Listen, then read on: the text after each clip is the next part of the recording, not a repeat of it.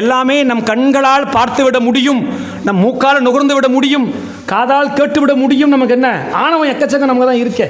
அப்பா என்ன சொல்கிறார், வந்து எனக்கு காண்பித்தாக வேண்டும் பா. அந்த பையன் வாங்கப்பா போகலாம்ப்பா. நான் தனியாக இருக்க போதே கூப்பிட்டா வந்துவிட்டார், இப்போ நீங்கள் இருக்கும்போது கூப்பிட்டா வரமாட்டாரா என்ன? நான் வாங்கோ. இவருக்கு கொஞ்சம் கூட நம்பிக்கை இல்லை, இவன் நன்னா வசமாக மாட்ட போகிறான், முதுக தோலை உரிக்க போகிறோம் அப்படின்னு.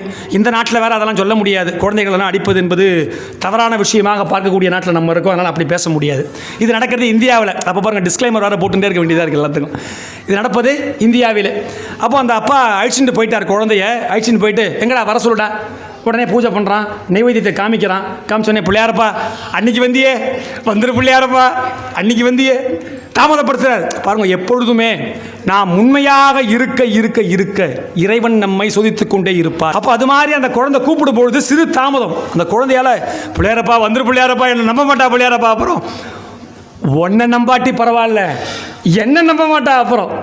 பாருங்கோ, அந்த இடத்திலே அந்த தந்தைக்கு கண் முன்பாக பிள்ளையார் தன் தும்பிக்கையை வெளியே நீட்டி அந்த பிரசாதத்தை சாப்பிடுகின்றார். சாப்பிட்ட உடனே அந்த தந்தை தன் மகனின் திருவடிகளை பற்றுகின்றார். அந்த சின்ன குழந்தையோட காலில் அவங்க அப்பா உழறார். விழுந்து, எத்துணை மகத்தான மகனை நான் பெற்றிருக்கிறேன், இப்படிலே நான் குழந்தை பெற்றுக்கணும் இல்லையா? ஏன்? உண்மையான நம்பிக்கை எங்கு இருக்கிறதோ அங்கே இறைவன் வந்து விடுவார். எந்த வினாடி இறைவன் வருகிறாரோ அங்கே ஞானம் வந்துவிடும். அவ்வளோதான்.